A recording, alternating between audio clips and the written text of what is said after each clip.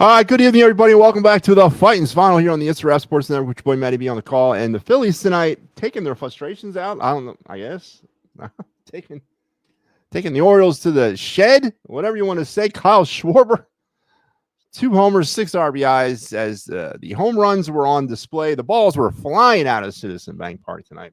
Matter of fact, out of the 16 runs that were scored in this game, I think all but one was scored via the home run, or an associate of the home run, as Phillies easily win tonight 13-3. Hapless Baltimore Orioles, what's happened to them, man? They were the darlings of Major League Baseball like last year, year before that. And things just sort of fell apart for them, but who cares? Phillies get to win tonight 13-3. And it's kind of hard to come on the air and talk about a game like this and to talk about it objectively, because in 13-3, it's not much to object about. So we're going to try our best. But, Kyle Schwarber, of course, is the story of the night. 6 RBIs, 2 homers, a grand slam. I would probably have to say that the Phillies are kicking themselves in the ass right now for not having re-signed him at some point during the offseason, which, hey, I'll fall into the same category as the Phillies here on this one. I mean, it wasn't, you had one good year. I mean, Kyle Schwarber was very good, improved his average last season, started hitting better, rose it up from 198, had a pretty productive 2024. But there was probably a lot of people still out there that were not necessarily sold on another tour of duty for Kyle Schwarber here in Philadelphia, and I'm one of them. I won't deny that. And he has silenced all the critics this year, and he has put the Phillies in a pretty sticky spot heading into the offseason, where there's probably going to be other needs to be addressed on this team. And, can they afford to address all of them and also sign Kyle Schwarber? So that's probably a story more for the next couple months than it is right now. Tonight, we can just kind of revel in the season that Schwarber is having as he continues to make a strong push and be a strong candidate for an MVP consideration in 2025. Phillies 13-3 winners tonight over the Baltimore Orioles. And if there is a critical point, if there is something to be a little bit, to continue, I should say, to be a little bit concerned about it, it's Jesus Luzardo. Did not look good tonight. The Orioles were getting to him early and often as well. He only lasted, I think, tonight 6 1/3 was his final line, or 6 full, 5 hits, 3 runs. They were all earned, no walks. He did strike out 7, but he gave up 2 more home runs, and he only lasted 91 pitches through those 6 innings. So he does get the win, his 10th. But if there's a weak link to the pitching staff, and if there's a chink in that armor, it is definitely Jesus Luzardo kind of holding that place along with Aaron Nola. And that could be a situation that really needs to resolve itself by the time you get to October. So we're going to get into all that tonight here on the program, and welcome everybody to the final word. Did I do this? Did I do it Saturday? I've been on a lot. I've been on a lot, but I get another win tonight, man. I think win number 24 for me on the year, or 25. Steve checks in with OK Schwarber's going. Yeah, listen, where is it?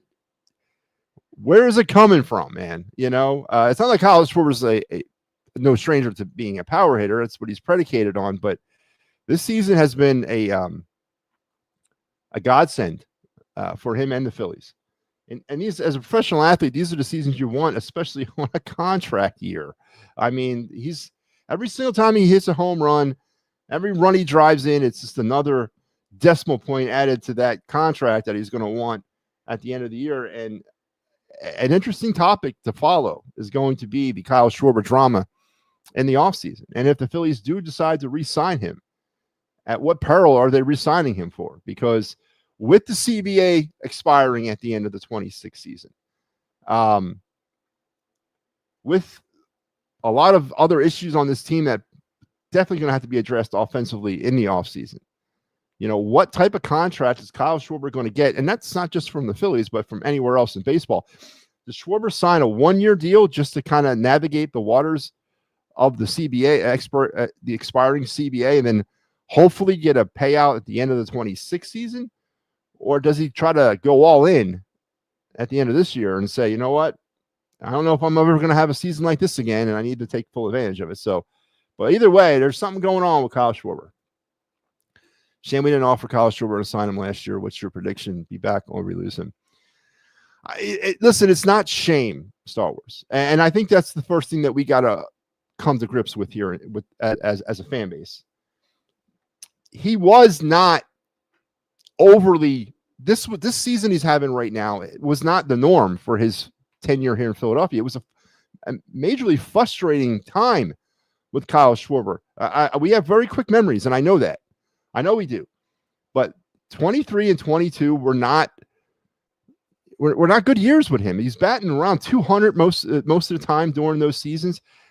Was a lot of that because of the leadoff situation, and was a lot of that because he personally didn't want to bat anywhere else in this lineup but leadoff, and then Rob Thompson being who he is.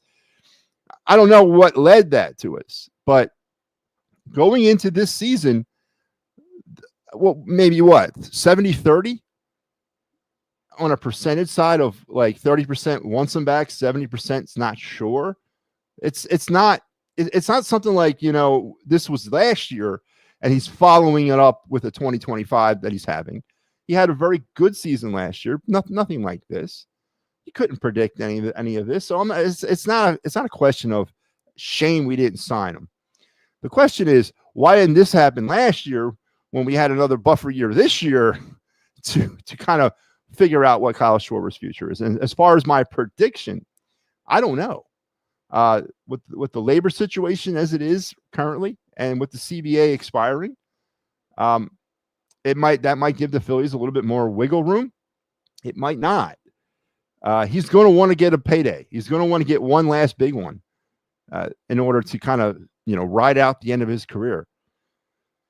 I don't know.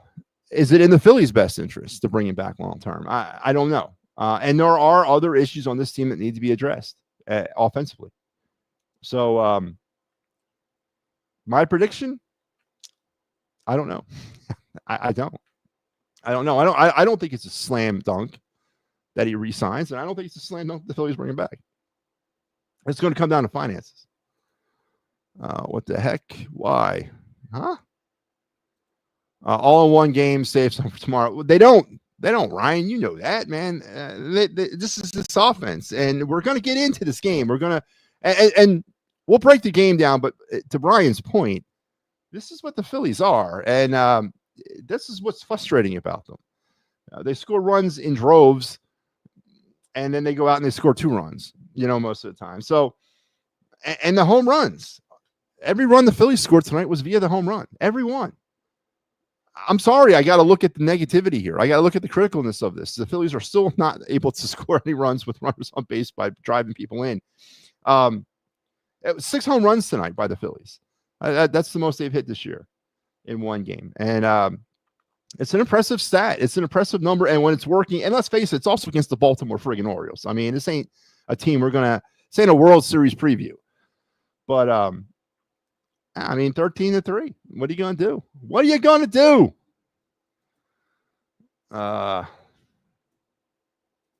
Schwarber with 6 RBIs. 100% he has 6 RBIs. Dombrowski may get his check box. Yeah, he might. Trade. Eagles are acquiring cornerback Jacorkian Bennon from Las Vegas for Thomas Booker IV. Star Wars breaking some news here on the program. The Eagles making an upgrade. So what? So the Keely Ringo Ricks, they're not feeling it. They're not feeling that combination this year. Well, what a shock. 6 years, $154 million. It's probably around the number. That's probably around what's going to be. And is that something? Do the Phillies have that in them to take on another big contract? And you got to factor that in too. You got this Harper thing going on. You got the Turner thing going on. Are the Phillies ready to jump in the bed with Kyle Schwarber and add a third long-term contract to this team? I don't know. And then there's no guarantee that this is going to be the norm. I mean, I don't know if Schwarber's going to hit 40 home runs and drive in close to 90 RBIs in August going forward. So there's a lot of questions that got to be answered, Ryan. Absolutely. And six for 154, that's in the ballpark there. This was his, for the most part, the closest to his 21 season. Come on, Steve, let's be honest. This is nothing like anything he's done as a Philly. 21 was probably the most productive aside from this one. Actually, I would put 21 and 24 together in terms of productivity and batting for average. And that's what it's not about launching home runs. It's all he ever does. It's about the other things that he's been doing this year. And again, I think a lot of that has to do with him being slid down in the lineup. For a lot of us, we're calling for that for years. But the batting for average, that's the biggest stat for me right now. And it's been since last year. Again, we have quick memories in this town. We accepted Kyle Schwarber batting 198, 200 for a long time, even though we shouldn't have. And we justified it by saying he hits home runs. He's batting 258 now, and he's hitting home runs. So that's what I'm most impressed with, not the home runs. I'm with the batting for average, with actually making solid contact, getting on base. Now, he always got on base with walks, but he's hitting the ball. And that's what's most impressive about me. And that's what keeps me in the mix of potentially re-signing Schwarber. But at the end of the day, it's going to take a lot of money. Money. And I don't know if the Phillies want to jump in the bed with another long-term contract. Great win. It was. Can you open the phone lines on please and thank you? Not on this show, but we are coming. It's a special night here on the network. I'm going to do this post-game, and then I'm going to come back at 10:30 for the final word. So that the phone lines will be opened on that show. So we're doing post-game, and then we're going to do my show. So I got to get my show in when I can, even though I typically wouldn't do that on a post-game night, but I got to get the show in because I'm criminally negligent in doing that show lately. Ricky Deal. Take what you pay Casty, bring up Crawford, pay Schwarber. Peace out, Casty. Castellanos has got another year left on his contract. If they could find a way to trade him, yeah, absolutely. I wouldn't be against it. But what are you doing with catcher next year, right? Again, we don't have any catching prospects or any kind of catching depth in the organization. JT Realmuto is a free agent. I know a lot of people want to live off the fantasy that he'll sign a hometown discount contract for 1 year, whatever. He's going to want to get paid again. I'm not saying that it's against the realm of possibility that he doesn't sign a big-time contract. You won't get one here, but they're going to have to find a catcher. Now, are you comfortable with a combination of Garrett Stubbs and Rafael Marchand as your catching depth next year? I'm not. So they're going to have to find a catcher. They're going to have to bring in – they're going to have to address second base and third base as well. So this stuff's not all going to come cheap. And I'm not even talking center field. You're right. That's internal. I'm 100%. But there's some things that need to be upgraded on this team.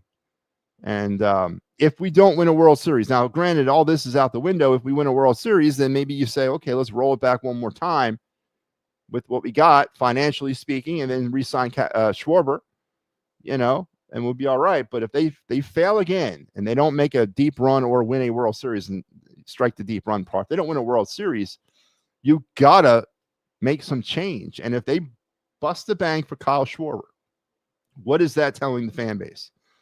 We're not changing it. We're bringing back the core. So, yeah, I get it's a conundrum. And I'm not certain that Dave Dombrowski is the guy I want in charge of that. My takeaway is Weston Wilson is stalling a bit. Stop it with the Weston Wilson. Stop it with the Brandon Marsh. He doesn't belong on his team, man. Come on. Later, yes, we will do it later. I promise. Everybody hit but Trey Turner in the line. Yeah, Trey Turner had the in the 13-run onslaught. He had the one bad night. All runs weren't home runs. Let me just verify that. I think they were. Let me see. Maybe I'm wrong. So you got Harper homering. You got Schwarber homering. You got Bader homering. You got Wilson single to left. You got Schwarber so. Sorry.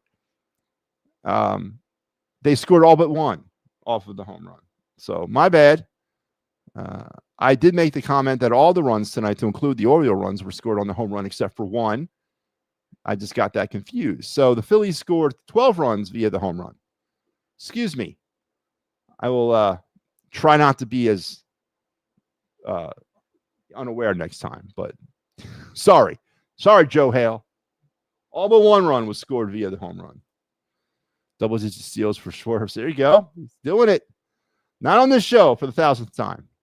Bader first home runs. Yeah, Harrison Bader's first hit as a Philly was a home run tonight, and the onslaught was on.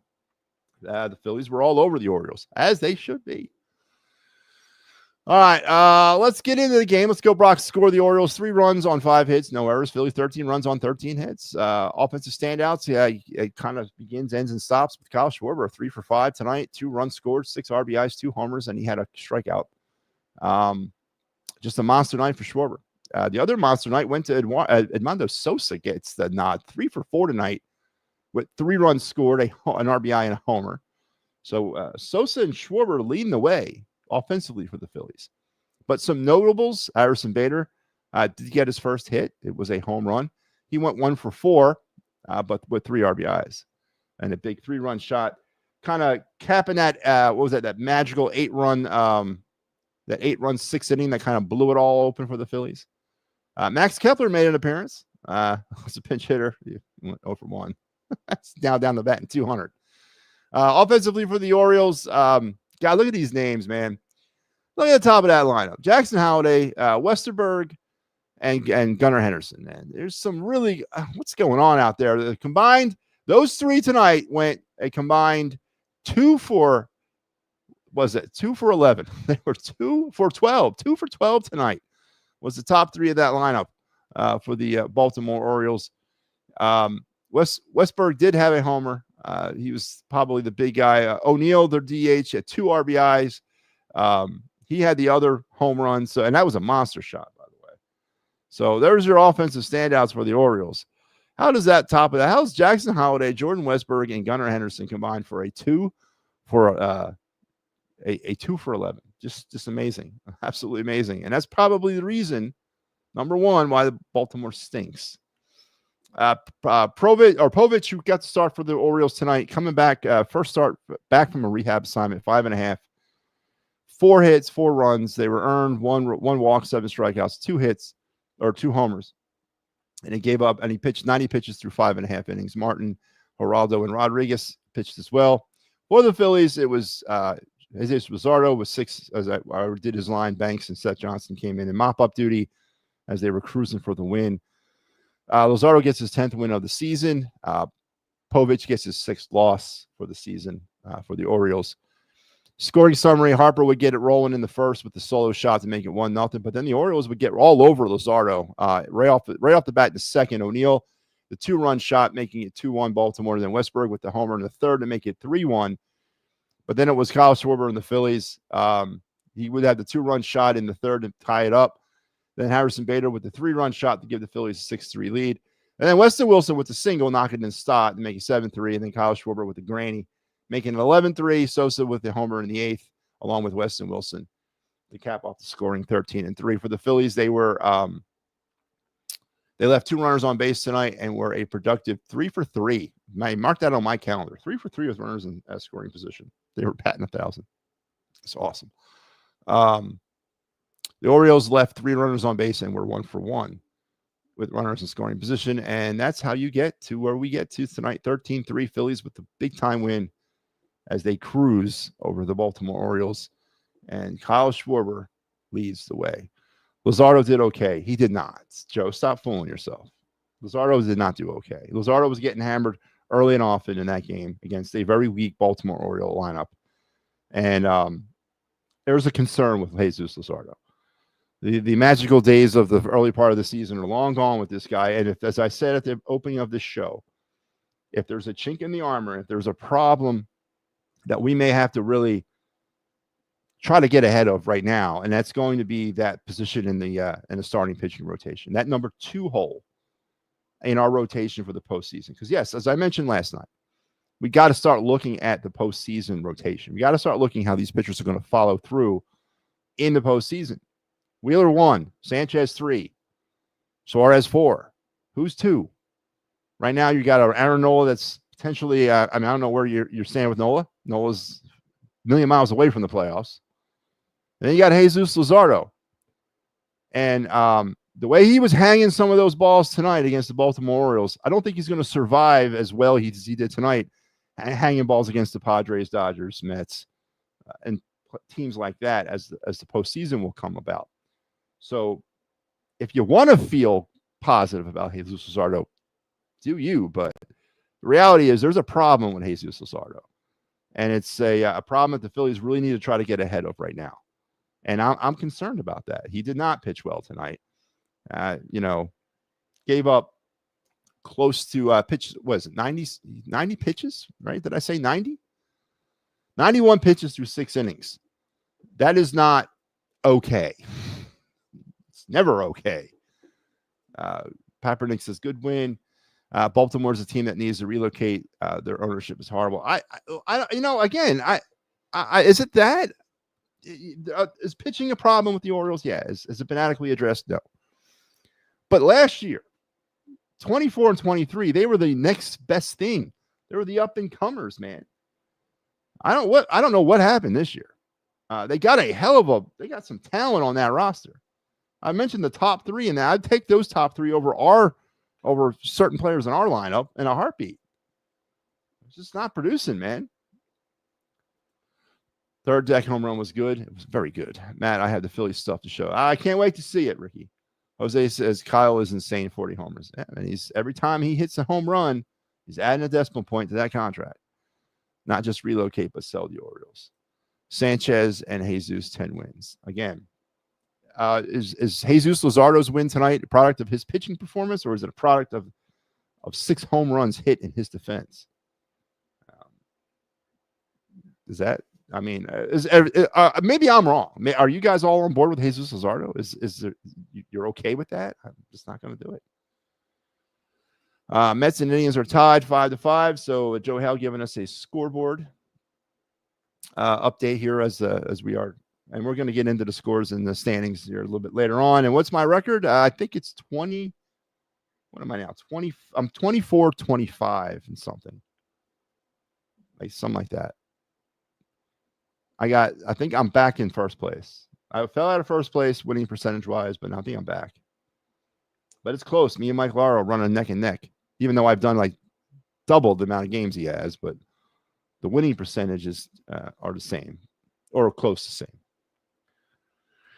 But there you go. Phillies 13-3 winners tonight over the Baltimore Orioles. And let's do the Broad Street bottom line.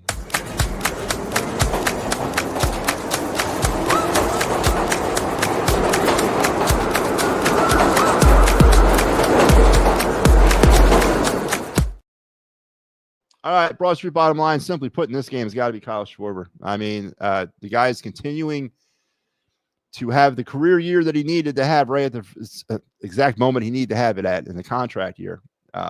3 for 5, 6 RBIs, 2 home runs, grand slam. And he's been riding a magical season.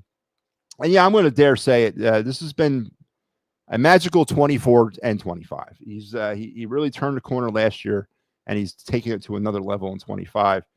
And as long as you got that in your lineup, and if he can continue this, and more importantly, continue it, because the theme of me now, and I'm not looking past the last 50 games, because a lot can happen.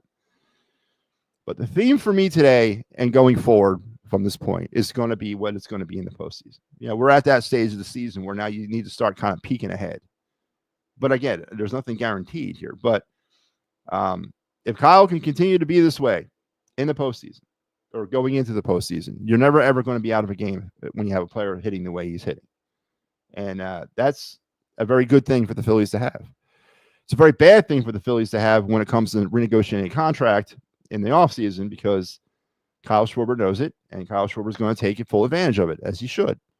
And I don't know if again, I know there's a lot of fans out there, and I won't use the H word, but there's a lot of fans out there that seem to think Kyle Schwarber doesn't want to leave Philadelphia because it's Philadelphia. I don't think that's correct. I think Kyle Schwarber will go anywhere. He'll go anywhere if 2 conditions are met. It's a World Series contender and there's money. And the Phillies are part of that equation. So that's a good thing too. But Kyle Schwarber, Broad Street bottom line was the performance of Kyle Schwarber tonight and pretty much all season long. So the Broad Street bottom line tonight on the program is brought to you by this show, The Fighting's Final. And here it is, your lineup for the rest of the rotation of the series. Steve Fuentes We'll be back in the seat tomorrow night as I get a day off finally from doing post-game op duties. And then I'm back on Wednesday coming at you, the business person special down at CBP. I'll be coming at you at some point Wednesday early evening. Probably not right after the game. I'm not going to lie to you. It's probably not going to happen right after the game, but it's going to be right around that. But there you have the rest of the Baltimore Orioles series. And understand that we are here at the end of every game. I think we've only missed in the 4 years we've been doing this show, like 5 games all throughout those 4 years. So we got you covered through the rest of the season, into the postseason, hopefully all the way to a October magical run that will end on Broad Street. So there you go. There you go. How much do you think Kyle gets this offseason? I think Ryan Swope put up a decent number, a ballpark number. Where is it? There it is. Let's put up Ryan's comment again. 6 years, 154 mil. I think that's something that's a good probably jumping off point for both parties. I think Schwarber's going to want security. He's going to want a lockdown contract one last time, and he's going to want to get paid. Now, what does that say for the new collective bargaining agreement? How does that affect that? How does that affect the Phillies' negotiating skills heading into this negotiation? Are they going to be leery of that?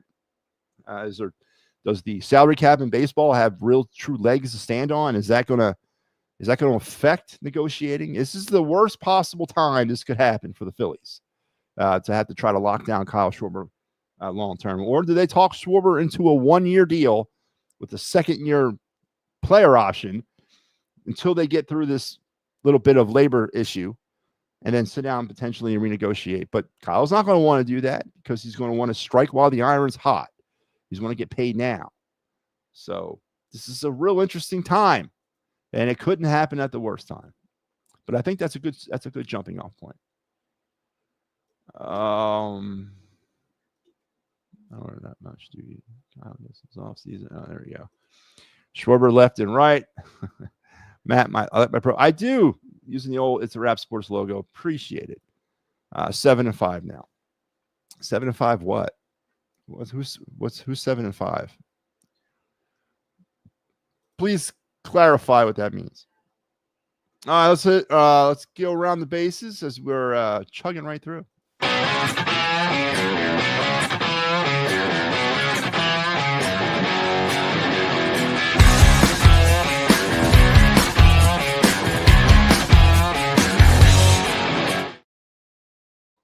Let's go around the bases on this Monday night. First games that are completed here in Major League Baseball. It was 8-2 Astros over the Marlins, 6-3 Tigers over the Twins. It was 5-4 Pirates over the Giants, and 3-1 Brewers over the Braves. Games that are still currently happening is 7-5. That was what he's saying. So the Guardians have pulled ahead of the Mets to 7-5 now as they are in the top of the 10th inning as the Phillies are looking to get some help out there in Cleveland. It was 8-5. Red Sox currently over the Royals as they head to the top of the 8th. 2-2 Cubs Reds in the top of the 7th. It is 5-4 Yankees over the Rangers as they move to the bottom of the 5th. Out there in Colorado in the bottom of the 3rd, it's 9-0 as the Blue Jays are all over the Rockies. And in Anaheim, it is 1-0 Rays over the Angels. And out in the desert in Arizona, it is 0-0 Padres and Diamondbacks as they are just underway. And later, but a little bit later tonight, the Cardinals and Dodgers will finish it all off out in LA. And there you have it. You're around the bases on this Monday night. Ooh, and that's the 7-5. Yeah, it's the 7-5 Guardians over the Mets. So let's take a look at the updated standings as we know them to be right now. In the American League, is the Blue Jays still holding center court over the Red Sox, 3-game lead and 4.5 over the Yankees. In the East, it's Tigers 8.5 games ahead of the Guardians in the Central.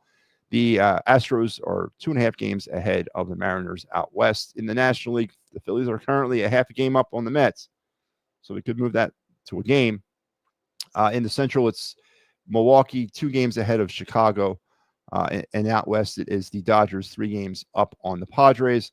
Wild card update, as we know it to be right now, the Red Sox, Yankees, and Mariners are your wild card teams with the Rangers 2 back, Cleveland 3 back, Kansas City 3.5.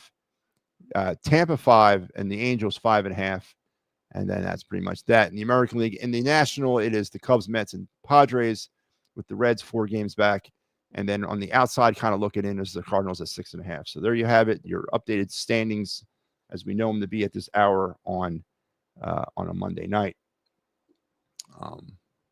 Mets just don't want to go away breathing down our neck all season long. And we had a chance. The Mets did go away there. Jose, sorry. They did go away. The Phillies just didn't capitalize on that. The Phillies struggled through the betterment of June and July, and they couldn't pull away. So the Mets did go away for a while, but the Phillies could not capitalize on that. Let's be correct about that statement. 1.5. Okay, so what? 1.5? Okay. I gotta look. Why would they go up by a full game after going? Okay, whatever. So Star Wars reporting they'll be a game and a half ahead if they lose tonight, which this should be updated though. I'm not going to get into that. We'll talk about that later tonight. Phillies win 13-3. Kyle Schwarber, a big night as he continues to make the case of a big-time contract. Can the Phillies afford that? That's something we can talk about later. I know it's in the back of people's minds, and it's definitely going to be discussed, but MVP is probably the more closer target to talk about, and obviously having Kyle Schwarber and what he's doing offensively in this lineup in the postseason is going to greatly benefit this team. But what's going on with Jesus Luzardo? And what do the Phillies do to address that number 2 starting position, especially in the postseason? Right now, you have your 2 more viable candidates at that spot as big question marks with Nola and Luzardo. And how do the Phillies get ahead of this problem right now? And there is a problem with Jesus Luzardo. Let's not sugarcoat that. He's not pitching anywhere near that he was back in May and April. He's not. He's completely fallen off a cliff. He's very inconsistent, and he was hanging balls all over the place tonight. And we were benefactors of the Orioles and the 6 home runs that the Phillies hit. So let's not sugarcoat the fact that there is a problem with Jesus Luzardo that needs to be addressed at some point soon. And then the Phillies ran the home run ball, 6 of them today, to an easy victory over the Orioles. And that is going to pretty much wrap me up tonight. But remember, I will be back in about a half hour for the final word with Matty B. We'll get more into this game and talk about some other things as well. And then the great programming on the network this week, the Attacking Third, the Wraparound, and the PNM and the AM program, all back this week at their regular scheduled times. And here is the rest of your Orioles schedule for the Fightins final. Steve tomorrow and me on Wednesday, as we got you covered, as we always do. And that's going to wrap me up tonight. Phillies 13-3 winners over the Orioles as they continue their gauntlet of American League opponents. Tomorrow they go for the series win. It will be their 24th series win this year. And we'll be here to talk about it if it happens. So make sure you're back with us. And before I go and I say goodnight, one more person I got to hear about from. RDK, what you got?